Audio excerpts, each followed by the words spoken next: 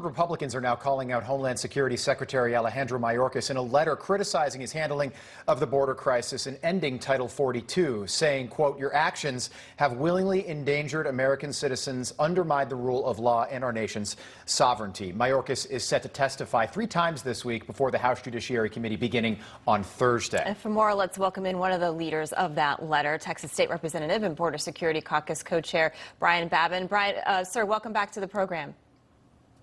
Great to be with you, Allison and Rob. Appreciate you covering this. Of course, Congressman. Good to have you back on. First of all, we were all thinking about 22-year-old Bishop Evans this morning, a member of the Texas National Guard, apparently drowned on Friday trying to save 2 immigrants who were also apparently drug dealers. That's the latest reporting. This man being totally selfless in his actions to try and save their lives. I want to play you a soundbite from Jen Psaki yesterday reacting to that news, and then we'll get some reaction. Take a listen. If we just dial it back a few years to kind of what we inherited here, the former president invested billions of dollars in a border wall that was never going to work or be effective. Instead of working towards comprehensive immigration reform, as part of the president's proposal he put forward on his first day in office, he proposed investing in smarter security at the border. Congressman, your reaction to what we witnessed yesterday? Her statement right there just defies logic. It absolutely defies logic. And all I can tell you is that Specialist Bishop Evans gave his life trying to save his fellow man, and a brave and a very. I'm so proud of him. I know his family is, and I pray for them and his loss. And then Ms. Psaki, I've also heard, if you didn't play this clip, but she said that the National Guardsmen were the responsibility of Texas. They're down there for Texas. Right. Yeah. As if she had no responsibility for it at all. The administration has all the responsibility. They're accountable for this. Those National Guardsmen, and I'm a former Texas Army National Guardsman myself.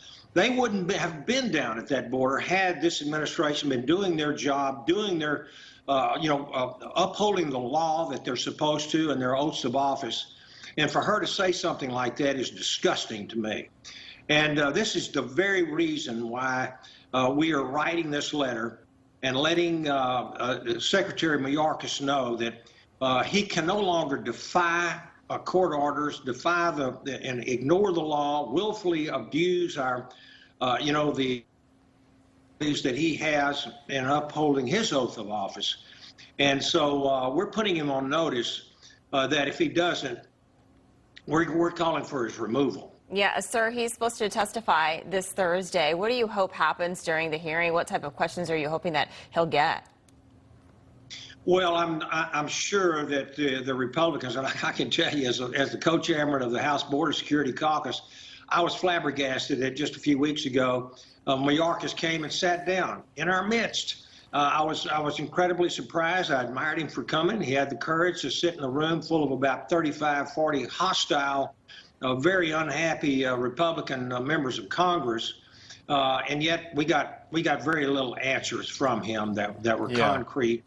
And we asked him, we told him he needed to resign or secure the border, one of the two.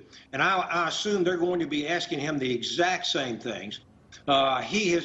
It's not easy to dismantle a secure border.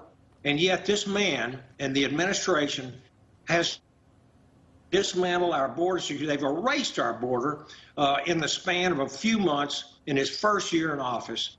And we had, we've had record numbers of illegals come across. Yeah. And now he's talking about getting rid of Title 42. We will triple those numbers. We could have 18,000 people. Well, and Congressman, we don't know where they're going to go. We don't know where they're going to, put them up. Where are they going to sleep? What are they going to eat? 18,000 a day. We looked into it, December 2020. So Donald Trump's last full month as president, we had 40,000, just over 40,000 illegal crossings, so encounters at our southern border. This past month, we had over 200,000. So that's how far we've come in a very short period of time. But I want to talk about Title 42. And this is multiple outlets are reporting this now, including us here at Newsmax. But a judge is going to temporarily block the Biden administration from ending Title 42 restrictions. It's still scheduled to be rolled back on May the 23rd. But what are you hearing about this? Do you think this will work? Well, let me just say this. I appreciate this judge. He's certainly got a lot more sense than Mr. Mayorkas.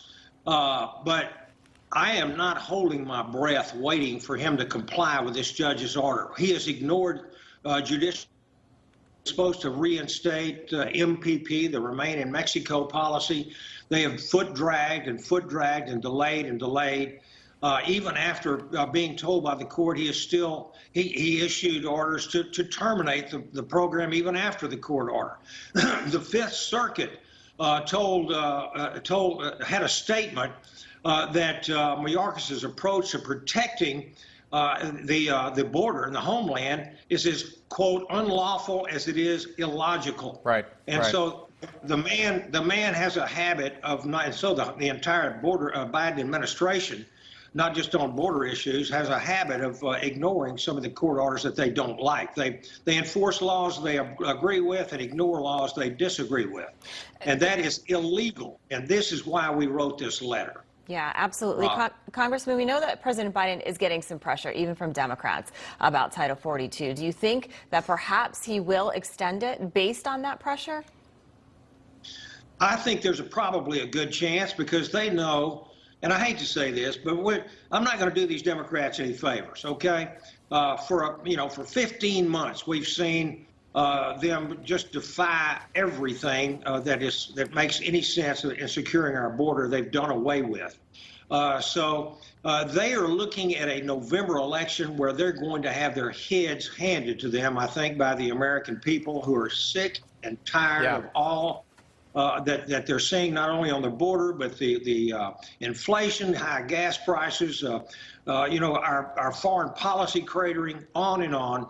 And I think that some of the Democrats that have a little bit more sense are really trying to put the pressure and saying, hey, we're going to be killed in November unless we